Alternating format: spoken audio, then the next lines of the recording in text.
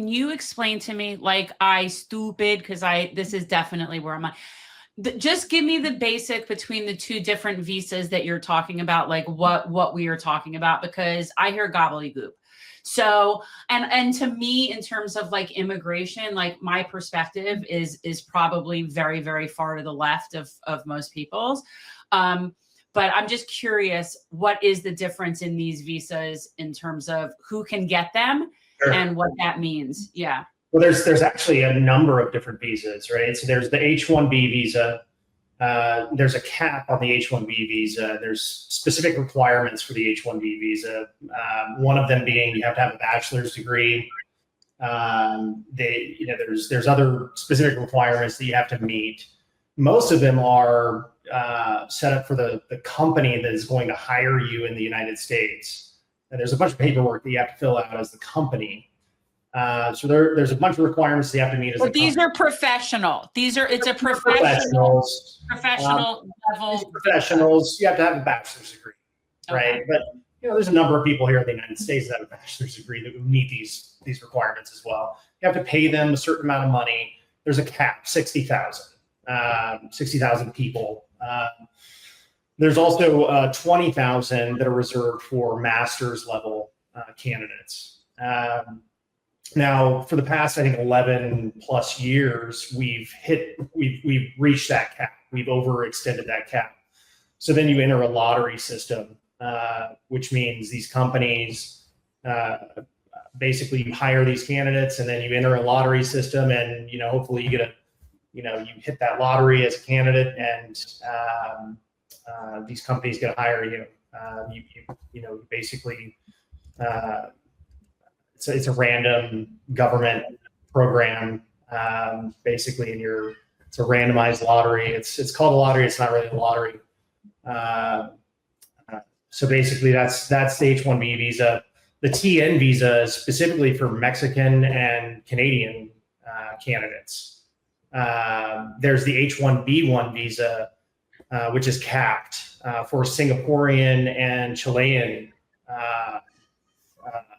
candidates and citizens. There's a specific visa for Australian candidates. The O1 visa is specifically for, it's a specialized visa for,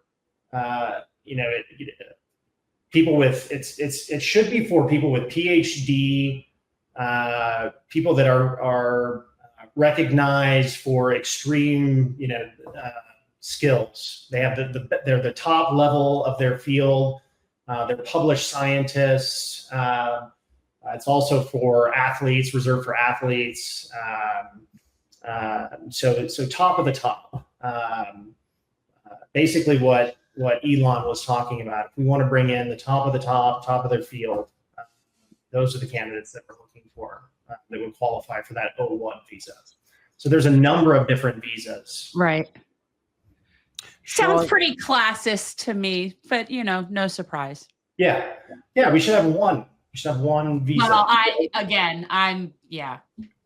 Sean, one of the things that I always thought was one of the big mistakes that Bernie Sanders made when he ran for president, particularly in 2016, when I thought he had a real shot, despite all the shenanigans that was going on behind the scenes, is the issue of higher education in this country and where that education needed to be focused on. I thought the message was not refined enough. I thought he needed to really hone in on this idea of, trade schools, on very specific types of training that people need. When they talk about China eating our lunch, they're not the only country that's doing it, but they put a great deal of emphasis on putting education as a central focus to basically pay people to become the trades that are of essential use. And so when Vivek and Elon make the statement that they make, and then you see the likes of, the Loomers of the world, having a hissy fit about it, we've had opportunities to sort of change that narrative as far as the direction that education should be going in the United States. I am absolutely in favor of tuition-free trade schools and public college, but I believe that it has to have a nuanced approach to it. I do agree that there are areas of study that are infinitely more essential than others, and that's just the way the world works. But the idea that we're not emphasizing that, I think, is a huge detriment to our country and why we have fallen so far behind the likes of China and India in particular. Your thoughts on that? No, I fully agree with you. I think the message could have been portrayed a little bit better by Vivek. I think it came across a little bit harsh in the way that it kind of stirred things up online and on X. I think leaders like Vivek and like Elon are responsible for making sure that we're not divided and not driving a wedge in things. And I think he probably handled that the wrong way. But you know what? When I see comments like this, I don't know. And granted, this is an older gentleman, Mo, who looks like he might be a private, pilot. That's all well and good. But this idea that everything is just sort of embedded in this culture, that we're all just lazy and this and that. Listen. There is an element of personal responsibility that I do agree with. There's no question that does play an element. But if you think that this system is not designed to create a serfs class at this point, I don't know what you're looking at. Like, it's so patently obvious. The two worst, and you work for, in my opinion, one of the two worst corporations in the United States, Amazon and Walmart. And they have destroyed middle America. They've destroyed small town America. They have created a system where they write the tax code, they write the trade deals, and everything works to the advantage of creating this insane billionaire class. And all the while, people that should be able to actually thrive off of, let's say, $100,000 income, now in a lot of places can barely survive on that amount of money, which to me really speaks to the bigger problem here.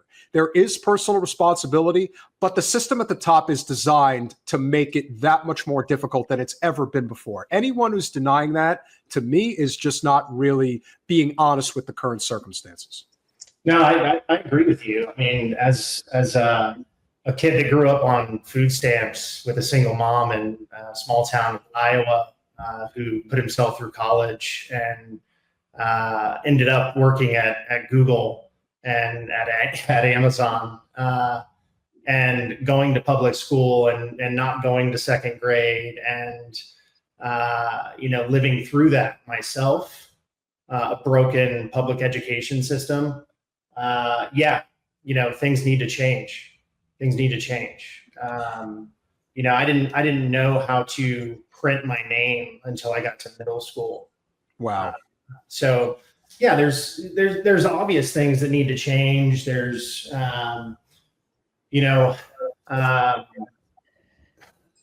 there's a number of things that I'm doing differently with my girls. Like, they're not going to public school. They're being homeschooled. My wife speaks 3 different languages. She has two college degrees. She's an immigrant, and she's staying at home to educate our daughters. So we do not trust the public school system here in the United States. We're thinking about moving back to the Philippines, where she's from.